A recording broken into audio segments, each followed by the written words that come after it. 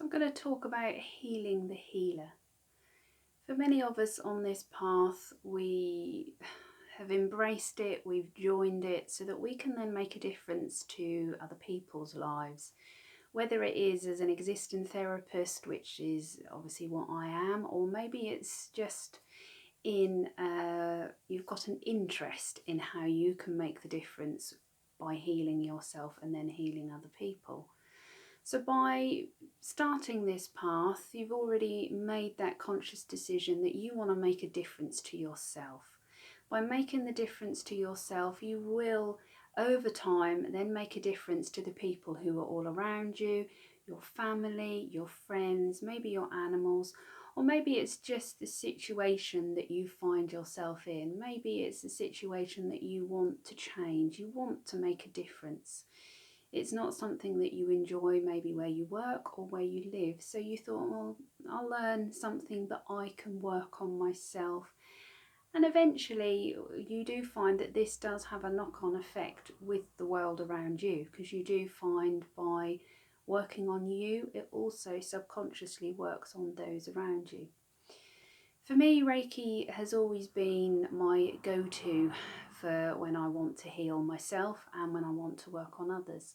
And I did notice over time that after I'd begun my Reiki 1 training, so I received my first attunement, that it did make a difference to how other people acted, how other people behaved around me.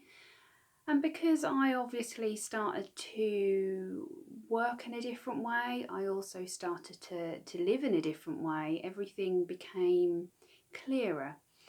I started noticing what I didn't need in my world around me, what was of no use to me. I found that people that I'd met over time that was obviously helpful no longer was helpful anymore, and I noticed that suddenly there was new people coming into my life that were obviously, I noticed over time, going to help me further along the path that I needed as a healer.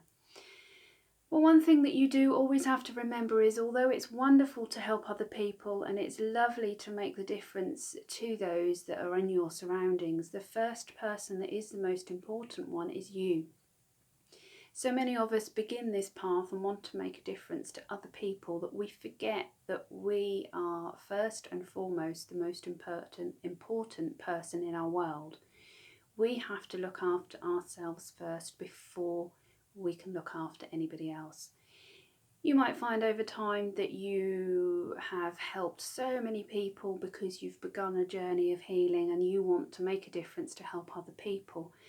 But if you're not careful, you start to exhaust yourself. If you don't protect yourself properly, if you don't ground yourself in the right way, and if you don't take the time out to work on yourself on a spiritual, emotional and a physical level, you will find that you become drained. You become drained mentally and physically, and you then need to take that focus internally back into you so that you can make a difference to yourself before you can then start making a difference to somebody else.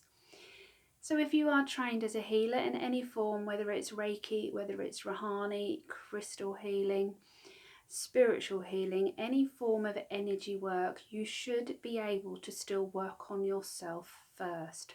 So find the time on a daily basis so that you can heal yourself. Work on your chakra points, work on a physical area that you find isn't feeling right to you.